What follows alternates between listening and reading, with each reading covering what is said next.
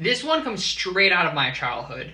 I loved Strega Nona as a kid, and as an adult, I'm jealous of that magical pasta pot. Please check out this read out loud or show it to your little ones so they can make some new childhood memories.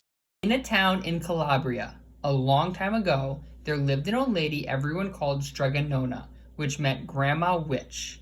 Although all the people in town talked about her in whispers, they all went to see her if they had troubles.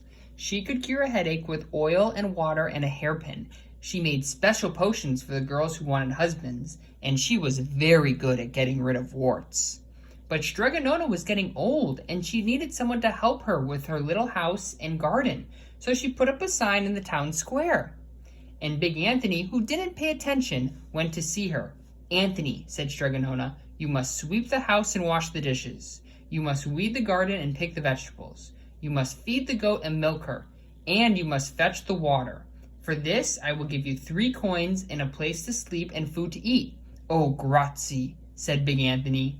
"The one thing you must never do," said Strega Nona, "is touch the pasta pot. It is very valuable, and I don't let anyone touch it." "Oh, si, yes," said Big Anthony. And so the days went by. Big Anthony did his work, and Strega Nona met with people who came to see her for headaches and husbands and warts. One evening, when Big Anthony was milking the goat, he heard Strega Nona singing. Peeking in the window, he saw Strega Nona standing over the pasta pot. She sang, "Bubble, bubble, pasta pot, boil me some pasta nice and hot. I'm hungry and it's time to sup. Boil enough pasta to fill me up." And the pasta pot bubbled and boiled and was suddenly filled with steaming hot pasta. Then Strega Nona sang, "Enough, enough, pasta pot. I have my pasta nice and hot, so simmer down my pot of clay until I'm hungry another day." "How wonderful," said Big Anthony. "That's a magic pot for sure." And Strega Nona called Big Anthony in for supper. But too bad for Big Anthony, because he didn't get to see Strega Nona blow 3 kisses to the magic pasta pot. And this is what happened. The next day, when Big Anthony went to the town square to fetch the water, he told everyone about the pasta pot.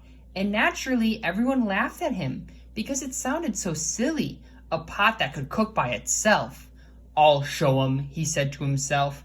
"Someday I will get the pasta pot and make it cook, and they'll be sorry." That day came sooner than even Big Anthony would have thought, because 2 days later, Strega Nona said to Big Anthony, "Anthony, I must go over to the mountain to the next town to see my friend Strega Amelia. Sweep the house and weed the garden. Feed the goat and milk her for your lunch. There are some bread and cheese in the cupboard, and remember, don't touch the pasta pot." "Oh, yes, yes, Strega Nona," said Big Anthony, but inside he was thinking, "My chance has come." As soon as Strega Nona was out of sight, Big Anthony went inside, pulled the pasta pot off the shelf, and put it on the floor. "Now, let's see if I can remember the words," said Big Anthony. And Big Anthony sang, "Bubble, bubble, pasta pot, boil me some pasta nice and hot. I'm hungry and it's time to sup. Boil enough to fill me up." And sure enough, the pot bubbled and boiled and began to fill up with pasta. "Aha!" said Big Anthony, and he ran to the town square, jumped down the fountain, and shouted, "Everyone get forks and plates and platters and bowls. Pasta for all at Strega Nona's house. Big Anthony has made the magic pasta pot work." Of course, everyone laughed, but ran home to get forks and plates and platters and bowls, and sure enough, when they got to Strega Nona's, the pasta pot was so full, it was beginning to overflow. Big Anthony was a hero. He scooped out pasta and filled the plates and platters and bowls. There was more than enough for all the townspeople, and some people came back for 2 and 3 helpings, but the pot was never empty. When all had their fill, Big Anthony sang, "Enough, enough, my pasta pot. I have my pasta nice and hot, so simmer down my pot of clay until I'm hungry another day." But alas, he did not blow the 3 kisses. He went outside to the applause of the crowd. Big Anthony took a bow. He was so busy listening to compliments from everyone that he didn't notice the pasta pot was still bubbling and boiling until a sister from the convent said, "Oh, Big Anthony, look!" And the pasta pot was pouring out of the pot all over the floor of Strega Nona's house and was coming out the door. Big Anthony rushed in and shouted the magic words again, but the pot kept bubbling. He took the pot off the floor, but the pasta kept pouring from it. Big Anthony grabbed the cover and put it on the pot and sat on it. But the pasta raised the cover and Big Anthony as well and spilled all on the floor of Strega Nona's house. "Stop!" yelled Big Anthony, but the pasta did not stop. Out the windows and through the doors came the pasta, and the pot kept right on bubbling. The townspeople began to worry. "Do something, Big Anthony!" they shouted. Big Anthony sang the magic song again, but without the 3 kisses, it did no good.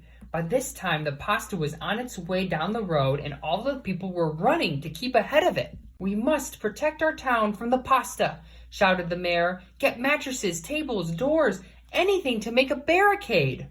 But even that didn't work. The pot kept bubbling and the pasta kept coming. "We're lost," said the people, and the priests and the sisters of the covenant began praying. "The pasta will cover our town," they cried. And it certainly would have, had Strega Nona not come down the road home from her visit. She didn't have to look twice to know what had happened. She sang the magic song and blew the 3 kisses, and with a sputter the pot stopped boiling and the pasta came to a halt. "Oh, grazie, thank you, Strega Nona," the people cried. But then they turned on poor Big Anthony. "String him up!" the men of the town shouted. "Now wait," said Strega Nona. "The punishment must fit the crime." And she took a fork from a lady standing nearby and held it out to Big Anthony. "All right, Anthony, you wanted pasta from my magic pasta pot," said Strega Nona, "and I want to sleep in my little bed tonight, so start eating." And he did. Poor Big Anthony. The end.